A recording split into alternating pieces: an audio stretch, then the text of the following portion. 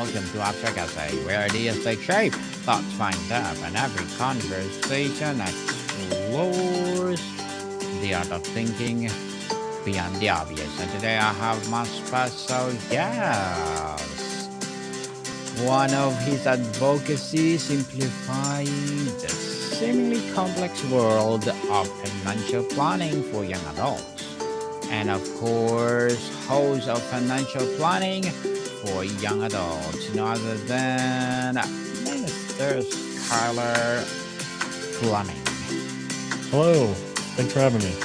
Welcome, Mr. Skyler on Abstract Essay. And can you please introduce more about yourself that I miss?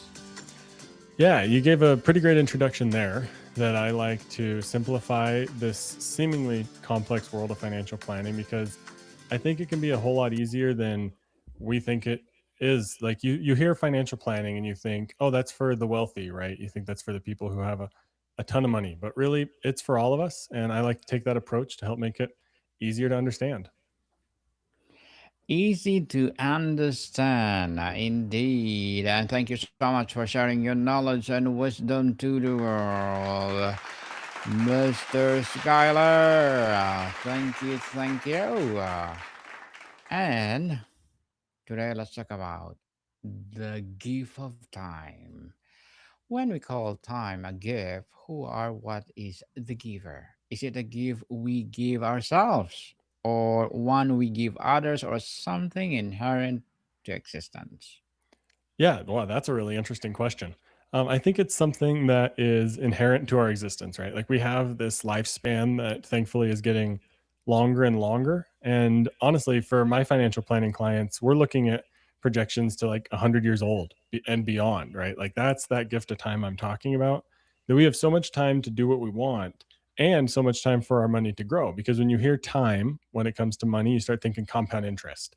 And I'd like to really teach about that today. But when you think about time, it's that inherent ability or that inherent gift that we have to really allow our life to just do what we want, and that we have the ability to change and pivot and use our money in a way that we want. So really we have so much of it and so much more than I think we actually realize. And if we can take advantage of that time, I think we're doing things right. We're doing the right thing for sure. And how does viewing time as a gift fundamentally change our relationship to it compared to seeing it as a resource, a commodity, or an adversary? Yeah, viewing it as a gift really allows us to, I guess, be grateful and humble that we have the opportunity to do what we want with money, and that we have the opportunity to invest it in a way that's going to benefit us in the long term. We get to look at that time both from our own perspective of, oh, I have so much time, I can be grateful for this day and time right now, but you can also be grateful for the future that you know you're going to have, and you can save now and invest wisely for that so that you can use the time in the future even more beneficially than you can use it now. In a culture obsessed with the productivity and hustle, how do we reclaim the aspect of time that about being not doing, Mr. Skylar? Yeah, how do we reclaim that time? I definitely think I am someone who's obsessed with productivity. It's a hurdle that I'm having to overcome as well, and reclaiming it so that we can be a person instead of just always be doing something can be something that's pretty challenging. I think I like to teach people that you need to take a step back and see how you're really using your time. I love to encourage people to, like, one, with money, right? You have to track your expenses and budget. Like that's a pretty typical like series of advice that you'll hear from pretty much everyone. But with time, really tracking your time with some sort of time app, calendar app, whatever it may be, when we can look back over the last week and say, how did I use my time? I think that's going to allow us to really reflect and just really take to heart. Are we using our time in a way that really matters to us? Just like we can with our money that I teach on my financial planning show, are we using our money in a way that really is aligned with our values? Are we using our time in a way that aligns with our values? I'll give a quick recommendation. There's an app called Toggle. It's Toggl, I believe. And if you just track your time for a week, honestly, that's going to change completely how you view your time. You're going to be able to look back and say, I spent how much time on my phone, or there was so many gaps in my time tracking that were unknown. Like, how much free time do you really have? You don't know unless you start tracking it. So that's how I help people move from just this endless like mouse wheel of productivity where you just feel like you always have to be doing more and more to actually like existing with your time. Is you got to start tracking it and understand how you're actually spending your time. Yes, how to track your time is truly important, people. Is the gift found more in chronos or clock time or kairos, the right opportune to qualitative moment? How do we recognize and receive the latter? Yeah, are you like, how do we receive quality time, or how do we Yes, recognize it? yes, Yeah, please. so I think that that just all comes down to your values. You got to ask yourself, am I enjoying how I'm spending my time? And when you're looking over that week review that you're going to do, where you track your time for a week, look at those entries. And obviously, you're going to recognize the ones where maybe you didn't spend your time quite in the way you had hoped. But I hope you also recognize the ways that you spend your time that were valuable to you. Maybe in that last week, you had a time entry that was a picnic with your spouse. And you're like, wow, that was a super meaningful hour. Can I make that an hour and a half? Or could we do it twice a week? Or could we do it maybe more than just once a month, if depending on how often you track your time? Maybe you can, or you can begin to recognize those moments where it's truly valuable by doing the same exercise that you do to recognize the time that maybe isn't so valuable. So it's really a super beneficial exercise. And then once you begin to recognize those pieces that are valuable in that time tracking exercise, you can just re-emulate them and just keep doing them. And eventually those ones that weren't valuable will shift out, and the ones you recognize as valuable will continue to fill that gap. Yes, feel that gap, people. And Mr. Skyler, what does look like to unwrap or fully receive the gift of time in our daily lives? Is it a practice of attention, gratitude, or something else? Yeah, I like the idea of attention. I think that's a key word to use there. Intentionality is also a great word. That's kind of a word that my wife and I like to live by, is being intentional, both with our time and with our money. We've obviously worked really hard to set up our money in a way that we can be intentional and have opportunity to do what we want, but that also allows us to do what we want with our time, right? Like as you can build a financial plan or build a foundation in all the different areas of your life, you just begin to get back more and more of that time. And when it's what really when you're bringing awareness and that attention piece that you mentioned to these different areas of your life that can it'll just bleed over and begin to give you more and more of that gift back in return. And I think that can be another source of where you kind of give yourself the gift of time, because you're being aware and opening up opportunities for you to have more time in your life, whether it's planning your finances in a way that's going to allow you to maybe work a part-time job instead of being forced or feeling like you're forced to work a full-time job.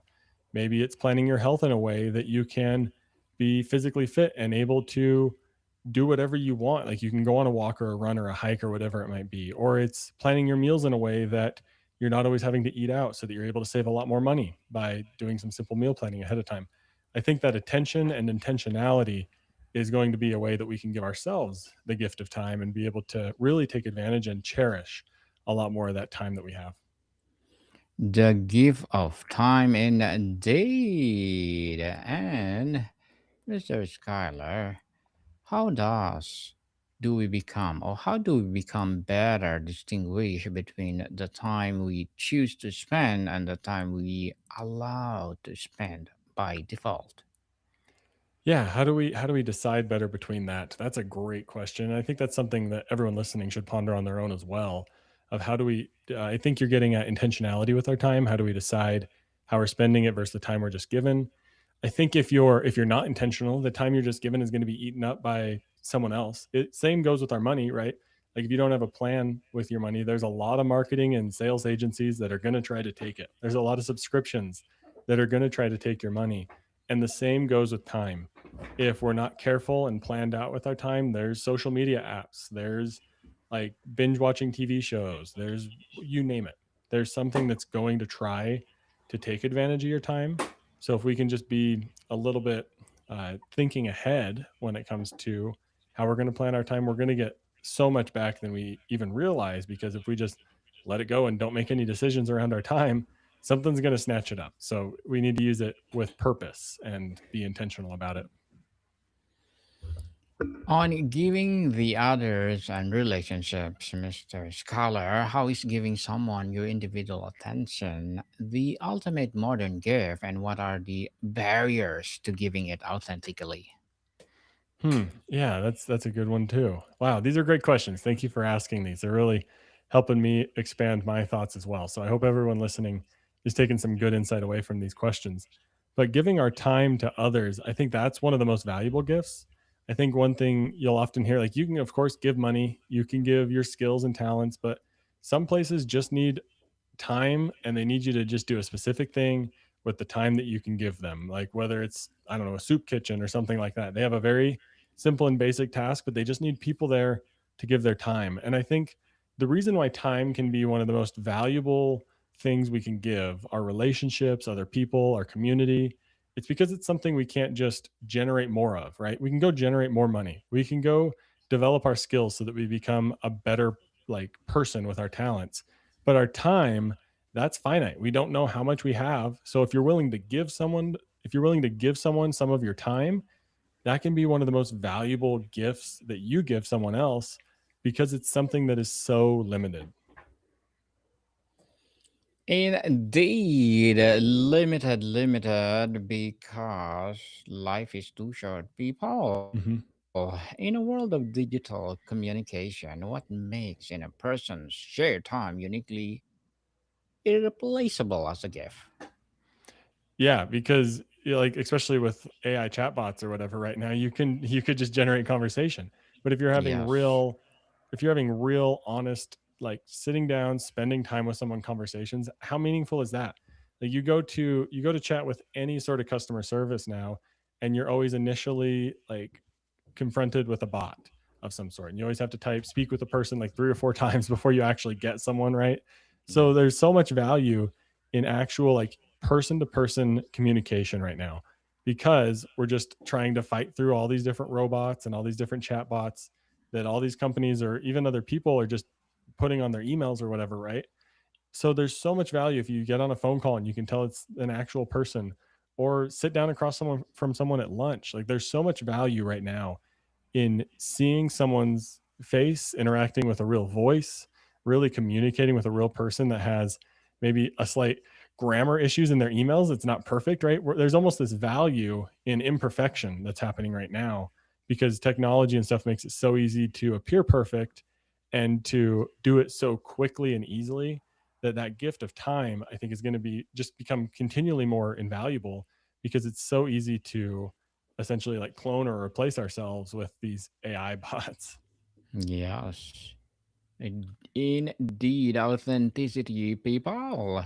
What was the most meaningful or memorable gift of time you ever received from someone else, and why did it resonate so deeply? Yeah, I think for me right now, I'm early in my career and I'm helping people with financial planning. And I attended this conference. It was called the FPA residency, and there was five mentors that were seasoned financial planners that were giving back their time to this group of about 25 other financial planners.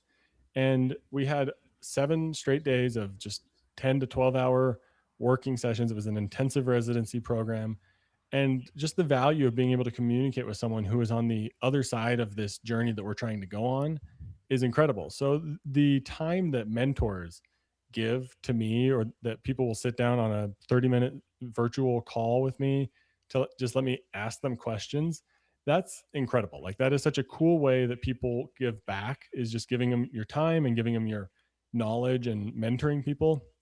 I think that can be one of the like most powerful ways we can give, is through mentorship and really helping someone begin to step into something they're trying to do by passing on the knowledge you already have. So teaching and mentoring others is hugely valuable, and that's one of the biggest things to me. Mr. Skyler, morality, legacy, and finite give. How does fitness of our time, the fact that it will run out, actually constitute the core of its value as a gift? Yeah, are you saying like how does the limited nature of our time contribute to the value? Yes, please. Yeah, the that limitedness is everything, right? It's basic supply and demand. It's what they'll teach you in economics 101, where there's too much supply and not enough demand, the prices will go down. If there's too much demand and not enough supply, prices will go up, right? It's that inverse relationship. And with time, there's a limited supply, and the more you become valuable to other people, or the more you like help other people and give back, the more valuable your time becomes. And of course, then you can say like, oh, I can charge for my time. But even then, that also means that your gift of time is that much more valuable. Like, yes, if you could charge two, three, $400 an hour for your time, people know that. People can sense that. And if you're still willing to give back your time in a way that helps someone else, and you're not going to charge for it, whether it's a mentorship role or giving to a relationship that you want to build, whether it's a spouse or any sort of friendship, people know that your time has value and that it's limited. And if you're busy, they know that, and they're going to know that that value is a gift, and they're going to feel that. And there's going to be a real sense of like appreciation and humility that if you're giving your time in that way. How does consciously accepting the gift of our own limited time influence the choices we make about work, love, Hmm. and contribution? Yeah, work was the first place my mind went to, because if we understand the limited nature of our time, it's going to make us realize that, hey, I don't think I want to be sitting in a cubicle for 8 to 9 hours a day, right? Like it naturally leads to that point, but it can lead you and motivate you to find something that you truly value, whether it's spending time with relationships and friendships and spouses over time and not working, or maybe it is realizing that your time's valuable when you're young and you want to commit that to working so that you can make a real impact in your community or in your career profession. There's just a whole bunch of different ways you can go, but once you start to realize that your time is limited, that can really it's a motivator. Honestly, it pushes you to do whatever you need to do, because if you think your time is unlimited, then yeah, you're gonna like we were talking about earlier, if you feel like your time is unlimited, then you're not going to care as much about being intentional about your time. And that is when a corporate job or everyone else is going to have a plan for your time. So if you don't take it seriously and understand that it's limited, and understand that you have potential and things that you can do with that time, someone else is going to take advantage of it. And that's what leads you to feel like, wow, what happened to the last 5 or 10 years of my life? I've just been spinning my wheels in a corporate job. So I hope this little spiel right here is helping motivate someone to say, my time is limited and I need to do what I want to do with it. So I think that can be a huge driving factor to just encourage us to do what we want to do. Yes, indeed. And Mr. Skyler, how can reflecting on morality move us from fear to a sense of gifted purpose? Hmm. Yeah. Wow. Fantastic question yet again. That was a good one. How can reflecting on morality move us to like a gift with our purpose? Yes, I, how I think can? just as we reflect on what we do and reflect on our values, it's just going to help us be aligned with what we want to do. Just this similar sort of vein with our time being limited. As we reflect on our values and our morality and our ethics, we're going to be able to just continue to align ourselves in a way that is just going to help you drive more purpose, drive more meaning, drive more value in your community and your relationships. And whether it's money or not, honestly, because a lot of what we're talking about today relates to money and relates to financial planning, but it all goes beyond money. It's a behavioral approach to all this. It's a reflective and really just thinking through what you want to do with your life. And when you start to reflect, you can begin to realize that you have value and that you can use that value for good. Mr. Skyler, financial planning for young adult. What is all about? Yeah, financial planning for young adults is me taking that big, seemingly complex world of financial planning. And I say seemingly on purpose because it's not that complicated. It can be easy and approachable. And that's what I want to make it for young adults, because speaking of this gift of time, young adults have so much of it that if they can do some financial planning now and really get a good foundation in place, they have unlimited opportunities with the rest of their life, whether it's retiring early, whether it's making large donations to help their community, help their family. They can do whatever they want if you start to set a good foundation now. Yes, indeed. Financial planning for our next generation to come. And Mr. Skyler, how do systemic issues like economic inequality or demanding work cultures steal the gift of time from entire communities? How can we address this? Yeah, that is a large question that could go on for a whole nother podcast episode right there. That's a fun one to tackle, right? Like if you're sitting down with your group of friends, ask that. Like, how does these systemic issues of our workplace culture rob us of our time? Because that's a big one right there. Like I said, if you're not intentional and planned out with your time, a job is going to take it all. And I mean all of it. They'll work you 40, 50, 60 hours, right? They'll get you on salary and make you feel good. And then suddenly you're working more hours than you've ever worked in your life. So if we're aware of this, that's really the first step is just being aware that this can happen. And that's going to put up some guardrails and some warning signs to say, hey, my job wants me to move to salary and take on this bigger promotion. But what is that actually going to do to my time? I love hearing stories of people turning down promotions, right? Or these career tracks that are coming with raises, but not necessarily leadership promotions because people need to make more money over time as they develop their skills, but maybe they don't want to commit as much more time as it takes to lead a team of 10 people. They just want to be one of the best people on that team. So I think there is a large movement among our generation, among younger generations to set up work in a way that truly works for them and that it's not just eating away at all of our time and trying to give us a good amount of money in return. We don't want to be ungrateful for our pay, right? Like, but we need to also be aware that our time is an extremely valuable resource that we're essentially selling to these companies. So that workplace culture can be an extremely dangerous one that we need to be aware of and put up some guardrails and barriers initially. Mr. Scholar, what would a society look like that truly valued and honored the gift of time for all citizens, particularly in areas like children care, elder care, and education? Yeah, if we truly valued our time with childcare and elder care, there would be a system set up that makes it affordable to take care of our children, right? Like you hear so many people just struggle endlessly. And I've met with so many people that they're like, yeah, it's cheaper for me to not work because then they could stay at home with their child, and maybe they really want to work, or maybe it's more expensive for them to go back to work because they have to pay for childcare, they have to drive more. We've set up a system that just spins on that constant productivity that we talked about at the very beginning, and I think that there's societies and cultures out there that take it a whole lot slower. And I think that would be a hugely valuable piece for our time, especially if we were to just slow down a little bit, think and plan ahead, and be a little bit more optimized and intentional with our decisions, both like with childcare, maybe it's cheaper to stay at home instead of working because childcare is so expensive.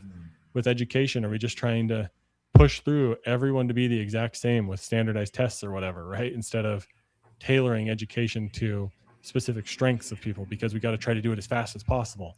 And then with elder care, we just shoveling people into buildings because it needs to be the most efficient and productive way, right? We're not actually like sitting down to take care of people, or we don't have a way to be able to do that financially. So I think if we were just a little slower and more intentional in a lot of areas of our life, it would bleed over and help so many other areas so quickly.